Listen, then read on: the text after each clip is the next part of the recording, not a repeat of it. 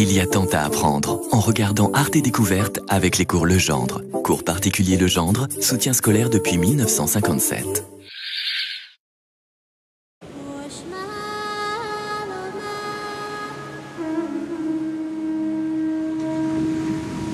L'éternelle jeunesse, l'éternelle beauté, et pourquoi pas l'immortalité. Les hommes en rêvent, et depuis longtemps.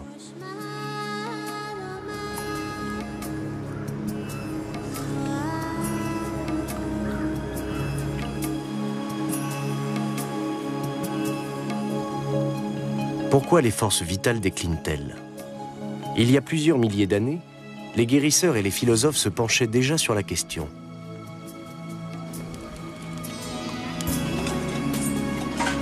Et les réponses, on les retrouve aujourd'hui, à la faveur de fouilles archéologiques. Elles sont parfois stupéfiantes. Certaines civilisations anciennes possédaient la connaissance des forces vitales et le secret du bien-être.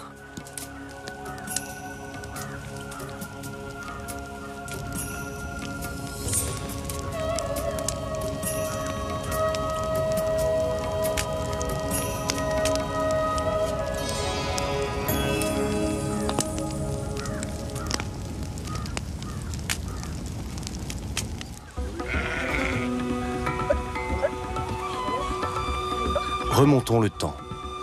2000 ans avant notre ère. Le guérisseur Kuldep vit sur les bords de l'Indus.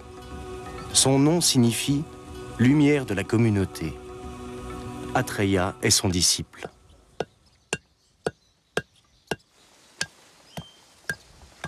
Les plantes médicinales que Kuldep conserve dans sa hutte sont précieuses. C'est d'elles qu'il tire son pouvoir de guérisseur.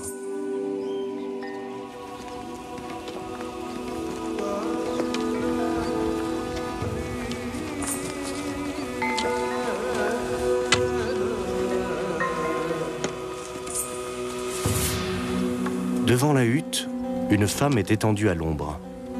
Elle a eu un malaise.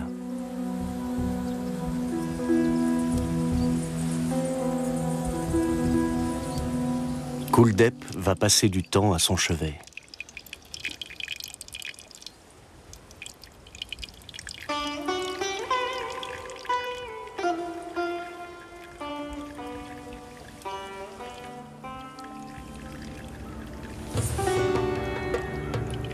Il pratique le Shirodhara, c'est-à-dire le versement continu d'un liquide sur le front. Ici, le liquide est une huile de sa fabrication. Le Shirodhara se pratique encore aujourd'hui. Le docteur Mehra est Védia, c'est-à-dire médecin ayurvédique. Nadine, comment vous sentez-vous, Nadine? Bien. Nadine vient de Francfort. Elle est consultante en management. Elle souffre de problèmes d'audition dus au surmenage. N'ayant pas trouvé de remède efficace en Allemagne, elle est venue consulter une Védia en Inde.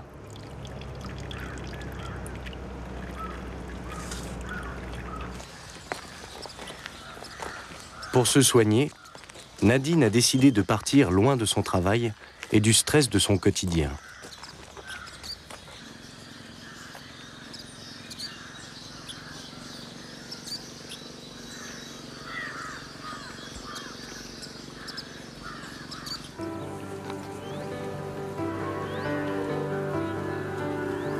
Selon la doctrine ayurvédique, chaque être humain est un cosmos en miniature, constitué des éléments de la nature. Le vent et l'air déterminent la nature d'un être et sa prédisposition à telle ou telle maladie. Le feu. Cet élément, entre autres effets, transforme la nourriture en énergie et crée les impulsions.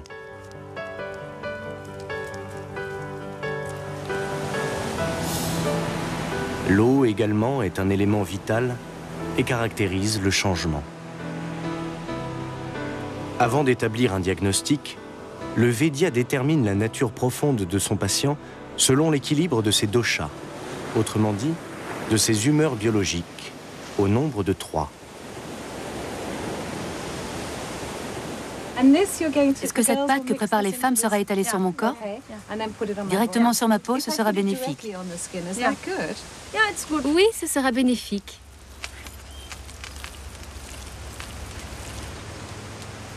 Sharon est anglaise. Elle souffre de psoriasis. La Védia lui a prescrit un traitement à base de terre de termitière, un remède millénaire.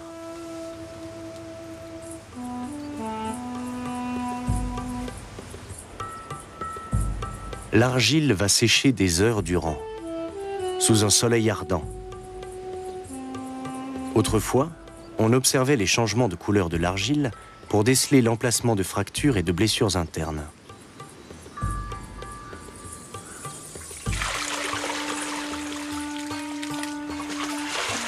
Retrouver la santé par le bien-être, c'est ce que Sharon attend de l'Ayurveda.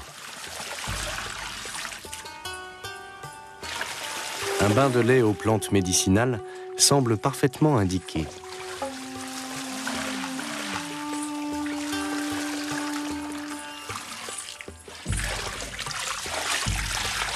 Le lait est excellent pour le teint et ralentit le vieillissement de la peau. On se sent revigoré.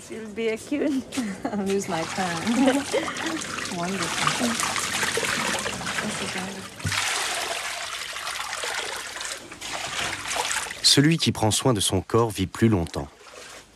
De ce principe est né l'Ayurveda, il y a près de 4000 ans.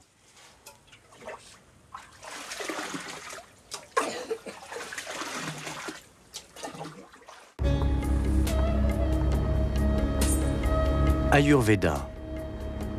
Cette théorie de la longévité a vu le jour avec la civilisation de l'Indus.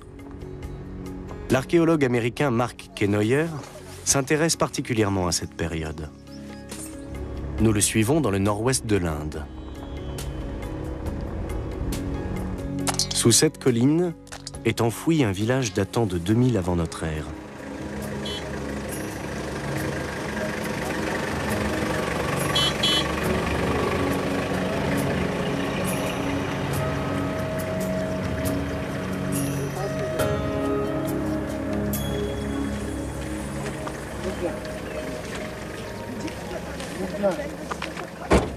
Hello. Hello. Saji. Yeah. Awesome. Khairat? Yeah, everything fine. Yeah, come in, please. Les premières fouilles ont mis au jour une muraille faite de grosses pierres de taille et d'argile cuite. Elle protégeait peut-être une ancienne route commerciale reliant les rives de l'Indus à la cité de Babylone.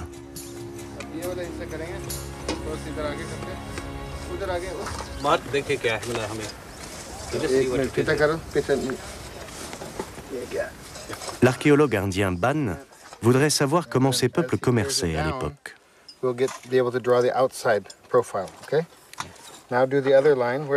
Son collègue américain, lui, compte trouver des vestiges du système de soins antique le long de cette route commerciale.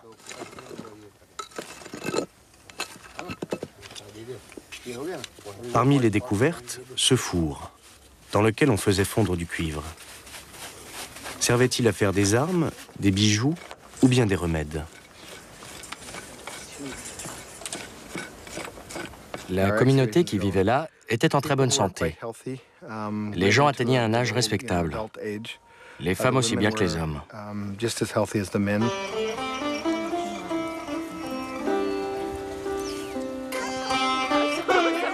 Sur le terrain, les archéologues découvrent des systèmes d'égouts et de bains publics.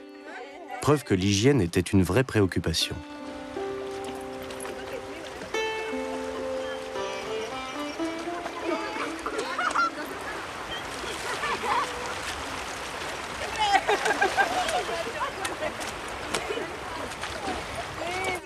Wow. Puis ils font une autre découverte. Maybe sand molded copper. Un miroir en cuivre.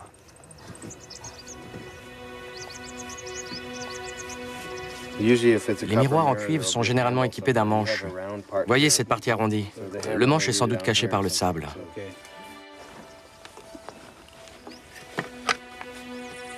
Delhi के साथ ना मिट्टी हटा दो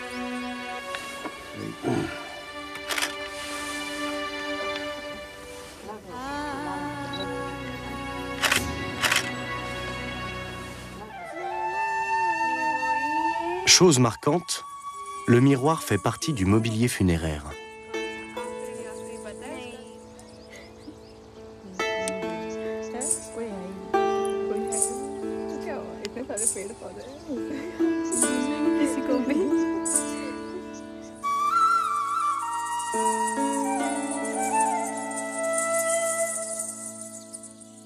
On trouve un miroir dans la plupart des tombes de femmes de la civilisation de l'Indus. Elles étaient persuadées qu'en se regardant dans le miroir, elles voyaient le reflet de leur âme. Elles ne le transmettaient pas à leur fille, mais l'emportaient avec elles dans l'au-delà. Nous retrouvons Nadine.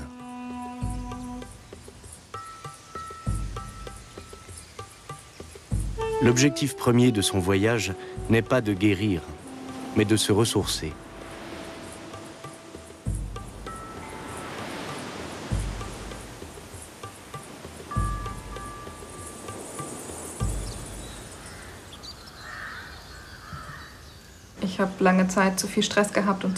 J'ai trop longtemps enduré le stress, j'ai trop travaillé et j'ai commencé à avoir des troubles de l'audition. En Allemagne, on m'a soigné à coups de perfusion et de cortisone, jusqu'à ce que je tombe gravement malade.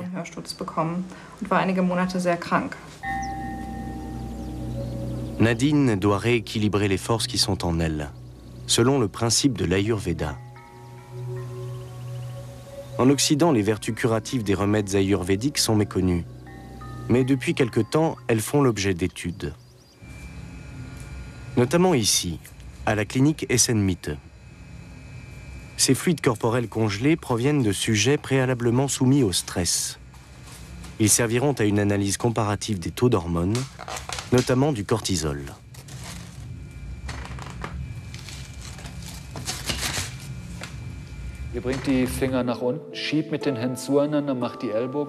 L'étude s'étale sur 3 mois.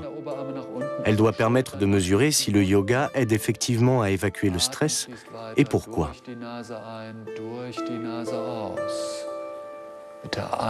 En inspirant, vous vous étirez sur l'avant du tronc. En expirant, vous revenez légèrement en avant. Comment le stress se manifeste-t-il dans le corps? Comment s'élimine-t-il? Michela Vardar effectue une étude comparative. Elle porte sur des personnes qui pratiquent régulièrement le yoga et d'autres qui n'en font jamais. Vous allez plonger la main dans cette eau glacée en étirant les doigts. Dites-moi stop dès que vous ne pourrez plus. Au début, ça va, ce n'est pas trop froid.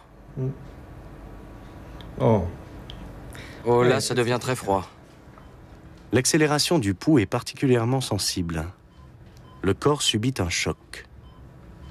Je m'en rends compte quand je respire. Ça commence à faire mal. C'est difficile de mesurer le stress. Nous recourons à des techniques utilisées dans le monde entier. Nous voulons établir une base de comparaison entre les effets d'un médicament, du sport, du yoga. Les performances cardiaques sont analysées par ultrasons. La manchette est gonflée jusqu'à bloquer complètement le passage du sang. On mesure ensuite la réaction du système circulatoire et la vitesse à laquelle l'artère reprend sa fonction normale. Les premiers tests montrent que ceux qui font du yoga obtiennent de meilleurs résultats.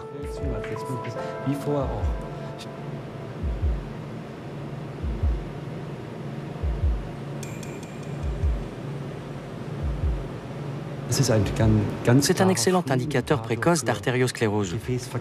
Plus les artères se détendent vite après un tel stress, moins vous risquez de subir un infarctus du myocarde plus tard.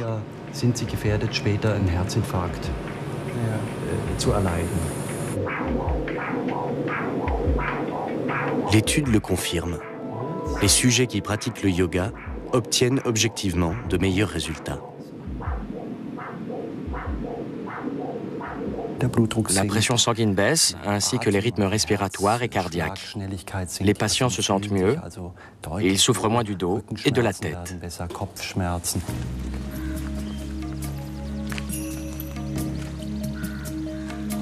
Retour en Inde, auprès de Nadine.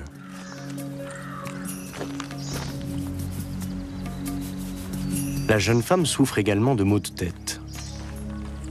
Son traitement ayurvédique est à base de groseilles épineuses qu'on appelle amla. En Allemagne, pour traiter mon acouphène, on se concentrait naturellement sur mon oreille. Alors qu'ici, l'oreille ne joue absolument aucun rôle. On traite le corps dans son entier.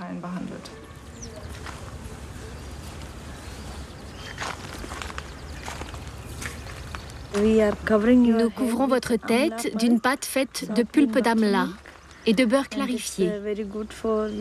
C'est excellent contre les migraines.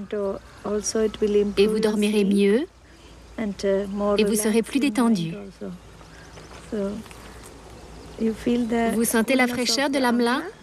Oui.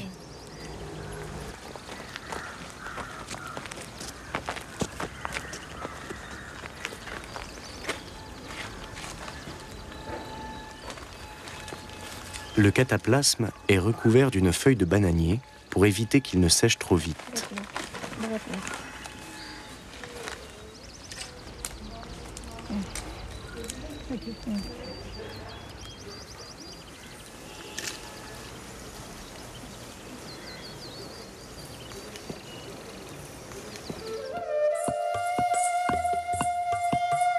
La vallée de l'Indus, il y a 4000 ans.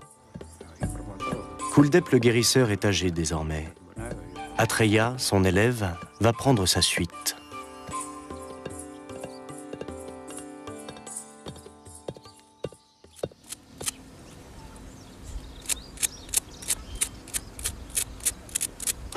Tout le savoir acquis au fil des années, Atreya doit le connaître par cœur. Il n'existe aucun manuel, aucun remède universel.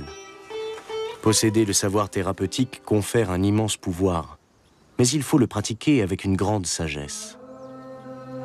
Ce savoir est transmis oralement et uniquement aux hommes vénérables.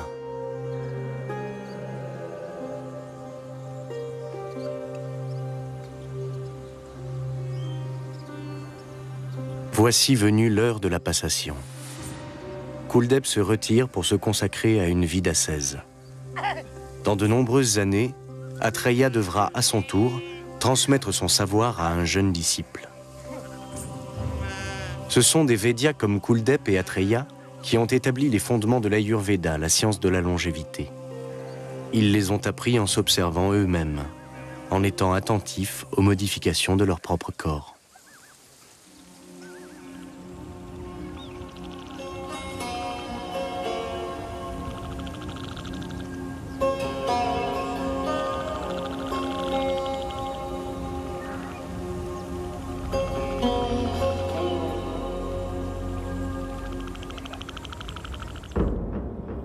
Mais après 700 ans de paix, la civilisation de l'Indus s'effondre. Et avec elle, c'est l'Ayurveda qui menace de disparaître.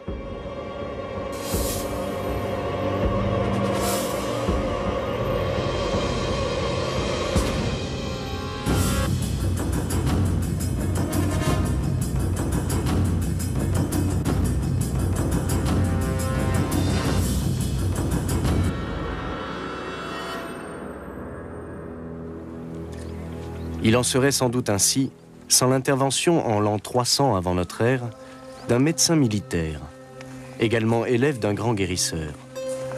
Son nom, Sushruta. Sushruta va consigner son savoir par écrit. Rappelons-nous que jusqu'alors, l'Ayurveda était transmis oralement. L'homme rédige en sanskrit, la langue des érudits indiens, sur des feuilles de palmier.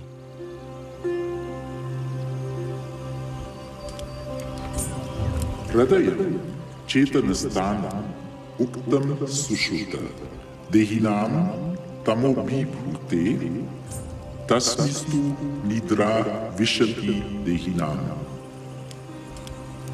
Sushruta note tout ce qu'il sait, remèdes par centaines et interventions médicales, ainsi que des réflexions philosophiques.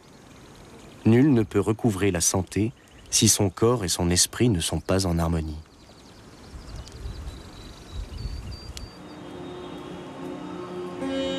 Les feuilles de palmier gravées par Sushruta ont depuis longtemps disparu.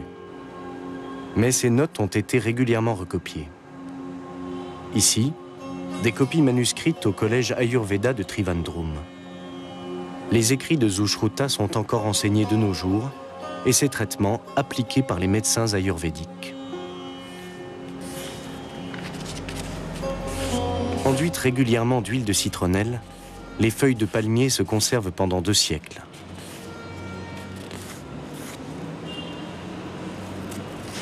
Un des chapitres les plus importants du Sushruta traite de certaines parties du corps particulièrement sensibles, appelées les points marma.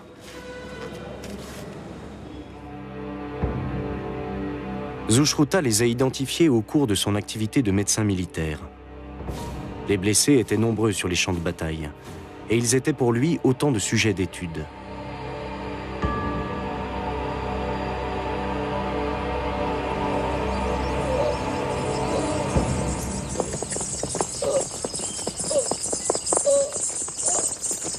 Sushruta remarque qu'en touchant les points marma, on peut aussi bien guérir que tuer. Ces points sont des centres vitaux et énergétiques, des points de jonction et de croisement de vaisseaux sanguins, de nerfs, d'organes. Sushruta décrit ainsi 107 points marma.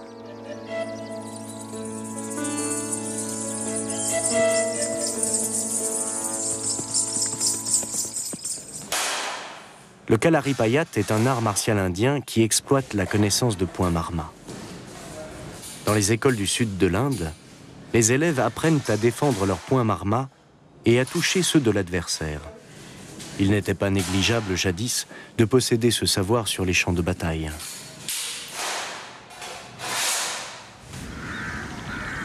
Dans les régions marécageuses du sud de l'Inde est enseignée une forme particulière de l'Ayurveda, la marma-thérapie. Nous y rencontrons le Vaidya Gamalian.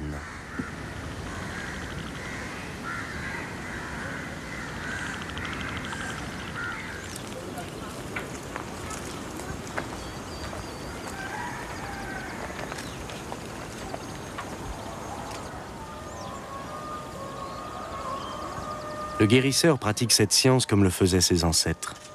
Seule différence, il possède un support écrit. La mission essentielle d'un Vaidya reste la formation d'un élève. Celui de Gamalian s'appelle Shine. C'est son petit-fils, âgé de 28 ans.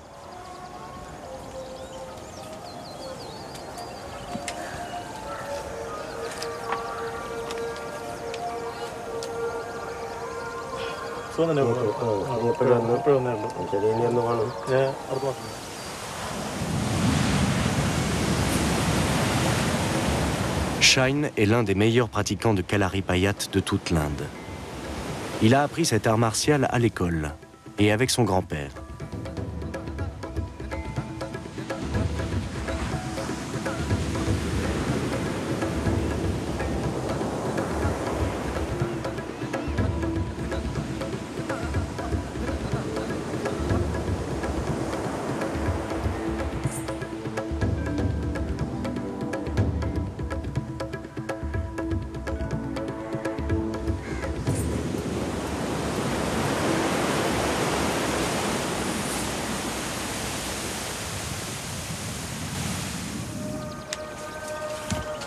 Aujourd'hui, séance de déchiffrage.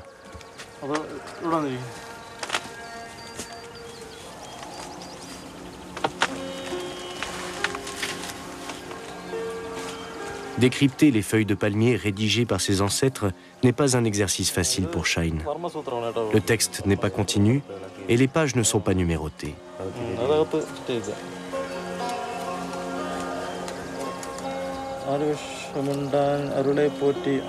Les dieux soient bénis. Ce que je sais, je le transmettrai avec amour.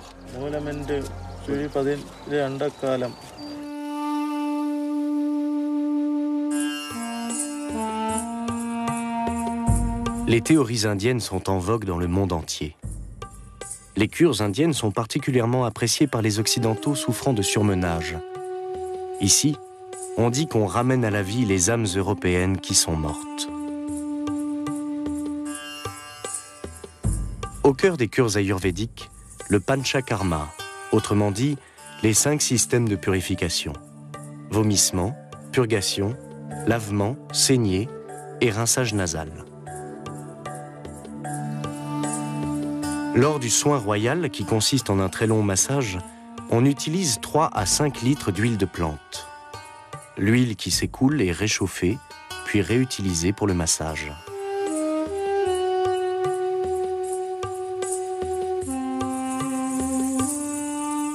Ce traitement dilate les canaux du corps.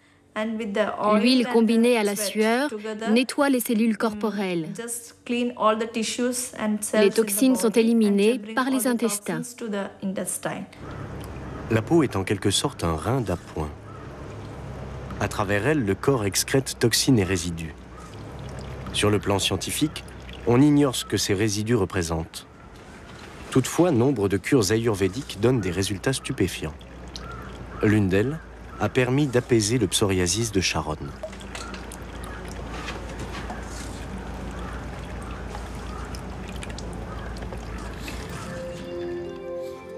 Les massages à l'huile chaude dilatent les pores de la peau.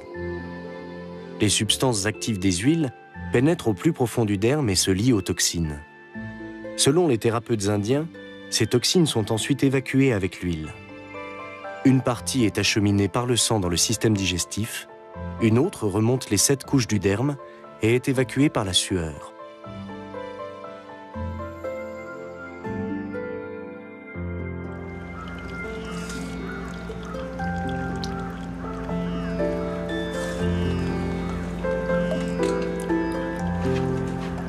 Une fois le massage royal terminé, l'huile imprégnée de sueur est éliminée. Elle n'est plus jaune, mais noire.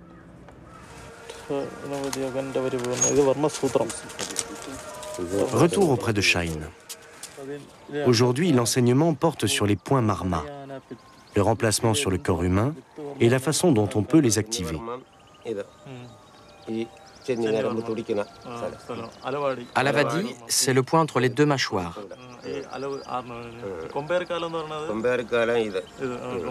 La connaissance de tous les points énergétiques du corps confère aux Védias le pouvoir de vie et de mort. Une puissance inquiétante. Dans l'Antiquité, les guérisseurs passaient sans doute pour des sorciers. Ici, un autre des élèves du Védia doit faire la démonstration de sa maîtrise des points marma. Les écrits de Sushruta interdisent de pratiquer la marma-thérapie en public.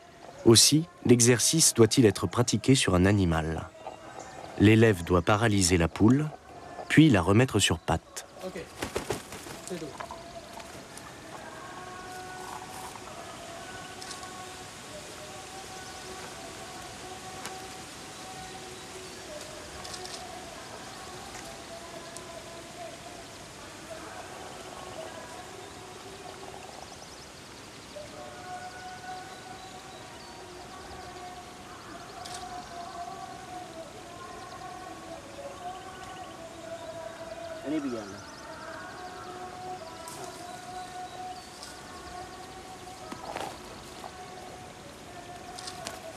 L'élève a réussi. Pour intervenir sur les points marma, les Védias utilisent surtout leurs mains.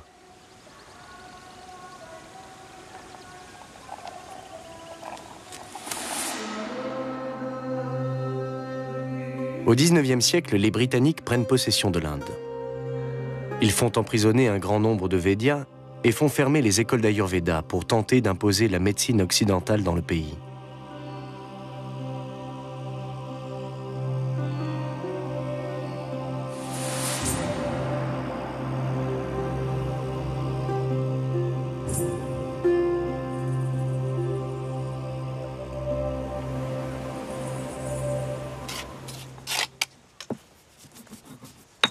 Mais la médecine ancestrale survit à la colonisation britannique.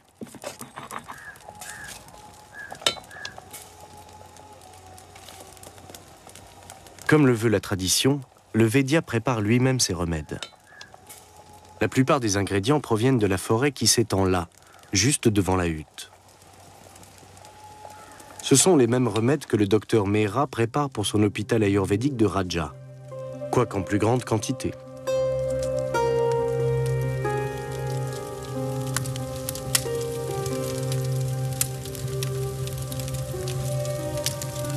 Dans ces cuves, elle fait chauffer des huiles selon une recette de Zushruta. L'illustre érudit a même pensé à indiquer quel bois de chauffe employer pour la cuisson.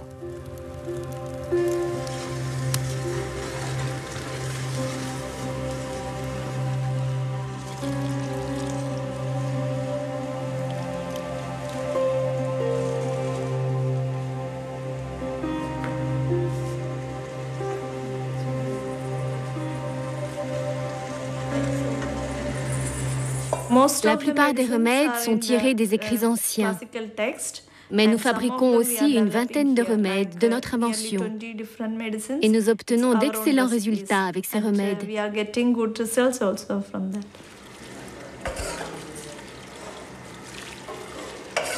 Ici, l'huile de sésame a cuit durant 4 heures, avec des extraits de 20 plantes différentes.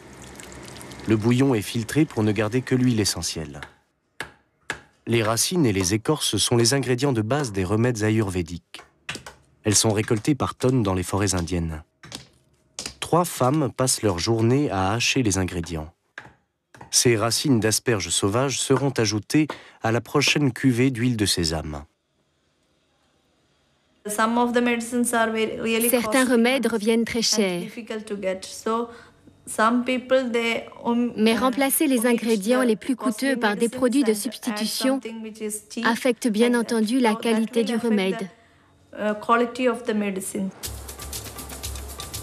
Ces 2 racines semblent de la même espèce, mais seule celle de gauche provient d'un arbre rare de la jungle. L'analyse en laboratoire est l'unique moyen de déceler la fraude. Mandaté par les autorités indiennes, l'Institut Kottakkal étudie les 4000 plantes utilisées dans la médecine ayurvédique. Les lamelles sont teintées pour mieux distinguer la structure des cellules.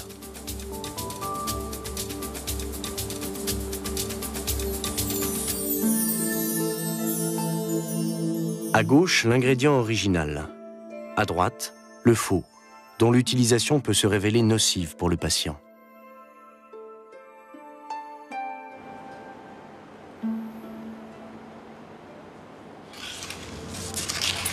L'utilisation de métaux, or et mercure, ou zinc comme ici, est également dangereuse.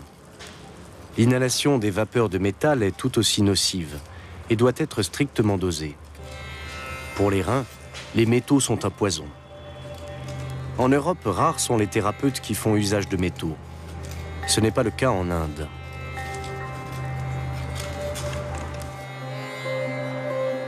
L'oxyde de zinc est mélangé à des herbes et du jus de citron avant d'être cuit sous forme de boulettes aplaties dans des pots d'argile.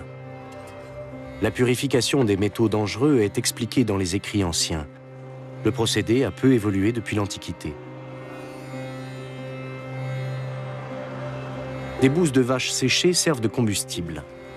Les boulettes d'oxyde sont recuites et mélangées une quinzaine de fois avant d'être réduites en une poudre appelée basma. Cette poudre donne d'excellents résultats dans le traitement des maladies de la vessie et du diabète.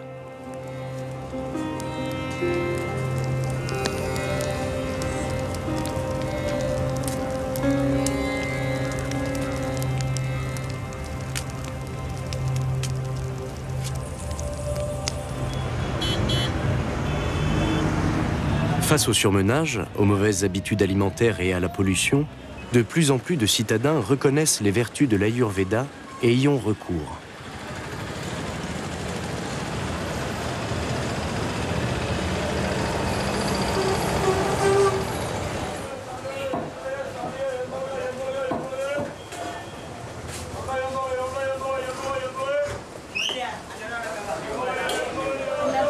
Dans ce plateau, 1 kilo de résine d'encens, un produit utilisé depuis des millénaires en Inde.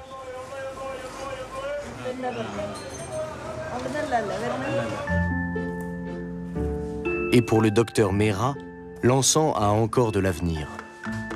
Et de nouvelles applications sont à l'étude.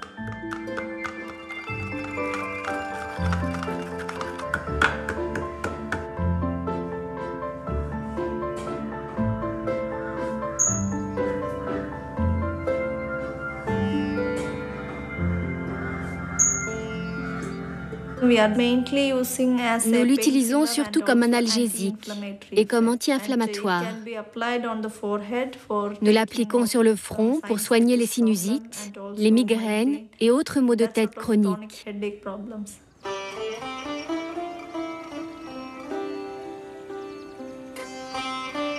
Cette résine se récolte depuis l'Antiquité, dans des bois comme celui-ci.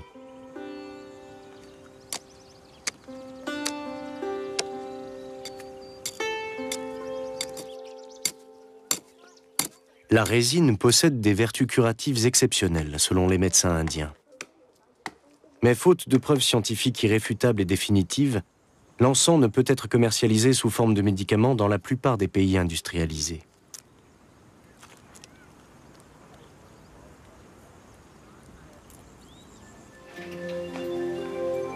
Ces preuves scientifiques, certains les recherchent à 6500 km de là, dans un laboratoire sécurisé de l'université de Tübingen, en Allemagne. Rares sont les pharmacologues à s'intéresser à l'Ayurveda. Le doctorant Ulf Simoneit, lui, a une motivation personnelle. Cet ancien décathlonien de haut niveau s'est abîmé un genou. Il compte sur l'encens pour soigner son arthrite.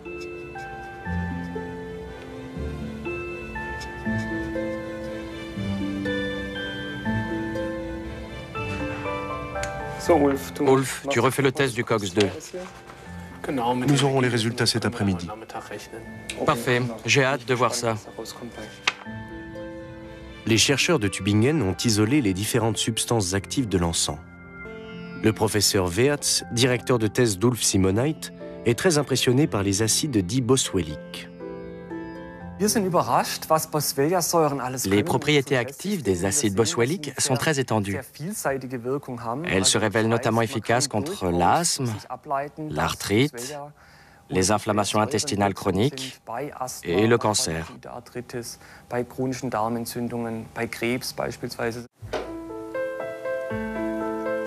L'encens présente de multiples vertus.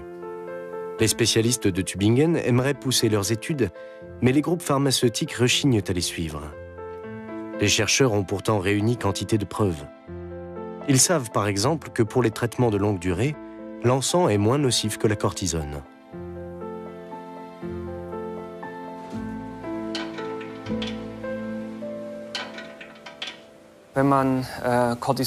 Lorsqu'on injecte de la cortisone ou de l'acide boswellique à des patients souffrant d'une même inflammation, l'effet thérapeutique est le même. En revanche, les effets secondaires de la cortisone sont considérables, alors que ceux des acides boswelliques sont bien moindres. L'encens soignera-t-il l'arthrite du doctorant Ulf? Oui, via le système circulatoire. Les substances actives gagnent les cellules malades et neutralisent l'inflammation.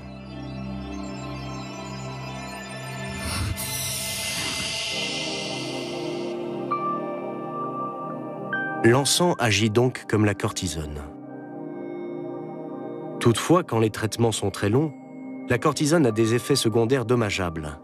Elle favorise l'ostéoporose et fragilise les os.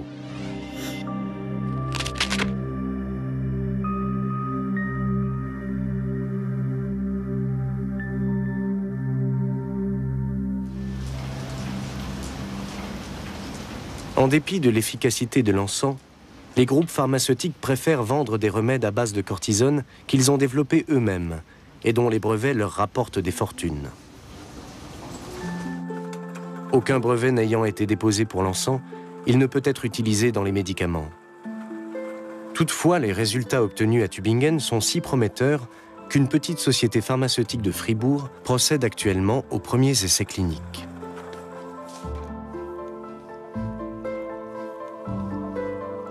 Si les résultats se révèlent positifs, l'encens sera le premier remède ayurvédique avalisé par les autorités médicales allemandes.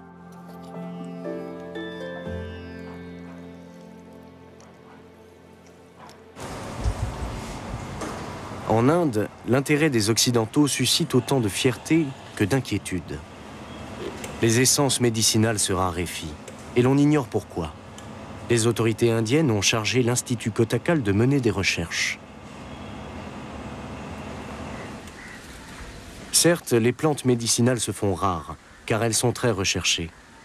Le prix des plantes naturelles ne cesse de grimper. Bien des forêts sont pillées et certaines espèces menacent même de disparaître.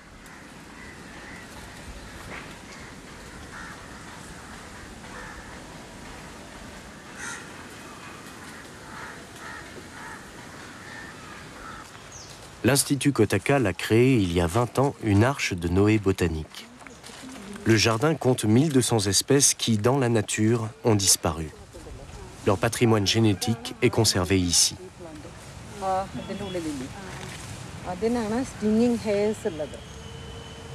Et leurs gènes sont exploités. Les botanistes de Kotakal clonent les plantes rares et les offrent gratuitement à l'industrie pharmaceutique pour qu'ils en fassent la culture.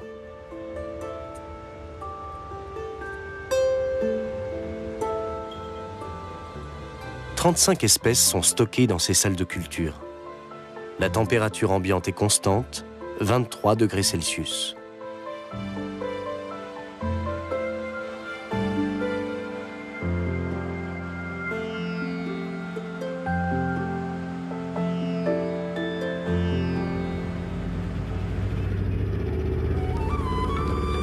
L'Inde accueille de plus en plus de touristes, attirés par ses trésors innombrables.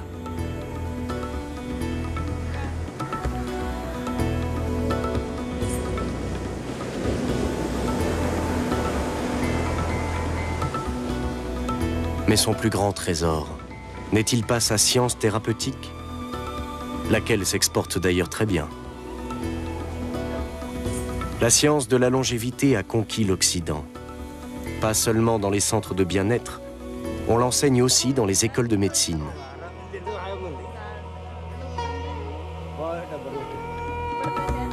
Du haut de ses 4000 ans, l'Ayurveda, science de la longévité, n'est-elle pas elle-même un modèle de longévité?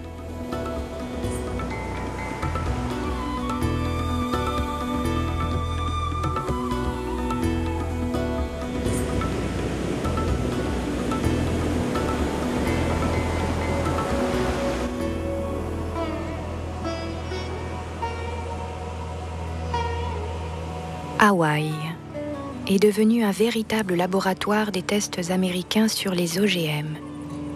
Mais nous constaterons demain que la résistance s'organise.